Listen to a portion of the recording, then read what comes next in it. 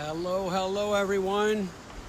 Steve Sawyer here, Chief Clinical Consultant for New Vision Wilderness Therapy Programs, brain spotting trainer and developer of developmental trauma-focused brain spotting. So here we are today. I have a beautiful spot here down in the Deschutes River, and excited to come at you live with another story of miraculous stories of healing. Please go back, review. We have every one of the videos for the last year. It's now coming up on a year since I first began this work. I think there's 11 videos recorded on that are all available on New Vision Wilderness's Facebook page. This continues to be available each month, and a lot of the concepts that I've been outlining over the span of the last year in these video recordings are actually parts or portions of very specific training inside of Going for the Roots.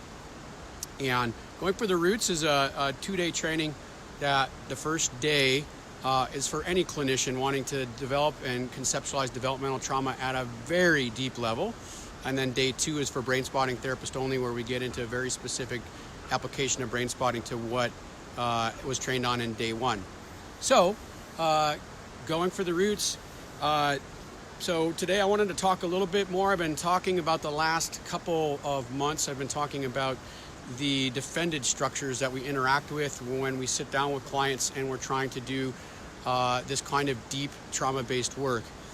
And, the last few videos I've talked about people that are afraid of authority and various forms of relationship, fear that get in the way of sometimes us being able to do deeper and more profound work. And today I want to talk a little bit about the fear of self. So when people have been through ongoing traumatic experience, stress, and failure, the ability, a key variable in being able to create therapeutic intervention that lasts with them, is being able to get them in touch with themselves. It is amazing to me, all over in the therapeutic world, there's this discussion of developing self-esteem. And what is self-esteem? Well, for somebody to have self-esteem, they actually have to be connected to themselves first. This sense of self. We talk about and train about this a lot inside of New Vision Wilderness with our line staff and with our clinical teams about this sense of self and a fear related to sense of self that develops behind all the failure and shame that's associated with traumatic experience. Shame is a deep-rooted nervous system response. I have actual heart rate variation testing that shows somebody in a shame state and how far they collapse in their nervous system in that. And one area that is often missed in treatment is shame related to failure in treatment. So when people go and step into treatment, they're motivated, they want to change. And even when we have clients that are resisting it, oftentimes inside of treatment, they find motivation or hope to do something different, to be somebody different, to feel different about themselves and the world around them. And then they step into that with their heart and all of their conviction into changing, and then come out of treatment in this contained therapeutic bubble and then have a failure. Maybe they relapse on alcohol and drugs.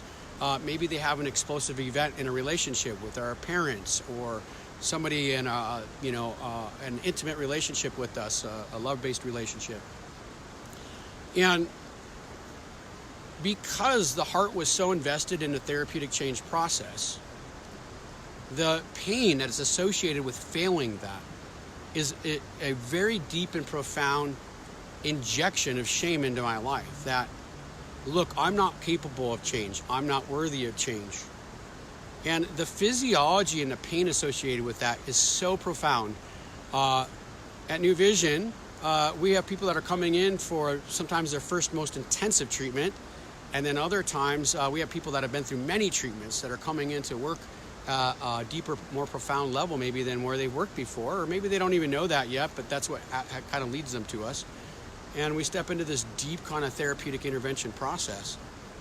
And one of the most astounding layers of shame and broken self is these multiple attempts of changing and failing, changing and trying to change and failing. And I may have quoted on one of these in the past, but I like to use this quote a lot from Brene Brown. Her brilliance around shame and shame response is unparalleled. She has a quote in one of her books that says that shame corrodes the part of us that feels we're capable of change. Shame corrodes the part of us that feels that we're capable of change. So over time, especially when we've had a lot of treatment and a lot of attempts at changing and we fail, instead of seeing it as a journey and a part of the therapeutic journey process of change, oftentimes our clients will experience that as another significant, deep-rooted failure. I failed in treatment. That is a physiological capsule or experience that is alive inside of the nervous system. The moment a person starts to talk about treatment, when you've had those attempts at changing fail, and you go for it, and then I fail, the pain associated with that failure gets held in a capsule inside of the nervous system. It gets buried deep down within and feeds this message that I'm not capable of changing. And this principle of collapse, or the shame collapse that is associated with treatment failure, oftentimes will show up right in the middle of treatment and is right in front of us, and we ignore it, we walk past it, or we don't address it. And this is a key component of being able to move forward with change really embodied and understanding that I make a mistake and that helps me get towards change. And that it isn't ultimately need to be a complete blow on this concept of self-esteem, self-value, self-belief. So a story I have for you on that comes from just a recent field visit with one of our young men in our young adult program. And the challenge of an individual who's faced treatment many times and relapsed in behavior around substance use. So we do a lot of dual diagnosis work at New Vision. We really believe that to truly heal substance abuse or substance dependence individuals, that we have to run a parallel process of treating the deep embedded shame process, the trauma associated with that, whether that's treatment failure or early developmental trauma, and going through an experience of healing the substance abuse issue itself. This young man comes to our program after many, many struggles in treatment. And as I'm sitting and talking with him about change, and I ask him about previous treatment, there is a physiological state that is very visceral, we can see. As we're having this discussion, I see him drop his head like this, roll his shoulders, and no longer are willing to make eye contact. Oftentimes when people look down and look away from us, there might be some shame response going on, but that's not always the case that we find in brain spotting and precision with eye positions. But this physiological state envelopes his entire body. And so often inside of that moment, we kind of move on and we move through the process of just talking about the failures of treatment, or moving right around that and getting into how this treatment can be different. I love, Rob Gent, one of our chief clinical people in the Embark programs, talks about sprinkling glitter on a not so glittery situation. We sprinkle glitter on this moment of failure of shame in treatment. And we just kind of sprinkle with glitter and move on, not understanding that if we do not work with that right there in that moment and slow everything down, that what is online at that moment is this part of them that is corroded from the ability to change, their ability to have a belief that it can work for them. If we don't work with that right in that moment and spend a bunch of time there, anything that we're doing for conceptualizing for treatment progress or discussion or even a focus point in treatment has no value to them and their nervous system, because this collapse experience of shame, of failure of treatment, literally erodes them to a physiological state where they can't even take in what we're conceptualizing to them, because it doesn't apply. There is no hope. There is no ability to change. So as I'm talking with this young man, we recognize this. But what I do, and this is what I train our clinicians to do, is stop. And even our line staff, when they see that, eyes drop, shoulders drop, and recognize that that is a shame process online right in that moment. We have to stop everything and focus in on it and acknowledge it. And so one of the tricks I teach brain spotters and clinicians alike is what I call spotlighting. We spotlight in that moment what we saw and what we witnessed. I'm seeing your head drop. I saw your shoulders drop. Any of you intervening therapeutically with any youth, whether you're a line staff in a program or you're a coach, a therapist, is to be able to spotlight the physiology that we see right in front of us, and then give them some space to have awareness of it. So I spotlighted this head tipping over, shoulders rolling over, and I said, what are you noticing right now? And I sit very quietly. And in brain spotting, we call this the dual attunement window, this relational, neurobiological relational presence with them that I'm utilizing in that moment. And I sit still and quiet as he's focused in on that. As he does that, he starts to talk about how bad he feels about all of these treatments. So we started with one, the last relapse that he had, and then all of a sudden, all the others come online. Failure after failure, relapse after relapse, drug use after drug use. A big part of this young man's struggle is a sense of hopelessness, right? He hasn't had treatment work before. He's put his heart and invested his heart in it before many times, and he's failed. And the shame that is bottled up around that, if we don't directly treat that, what is the likelihood that any other treatment we're doing is going to reach that individual? It's being fought directly by the nervous system state that they're in. And so in this moment, we really focused in, and he got awareness of this. We actually set up a brain spotting gaze eye position with it, an awareness of it, and noticing that he was looking over in a specific location and feeling that sense of shame about failure in treatment. And we sit quietly for a little bit and let that well up. Now, one thing for this young man with a significant developmental trauma experience, treatment failure experiences that are building this shame into physiology, is we need to show him that another world exists, that it's not just hopelessness and shame.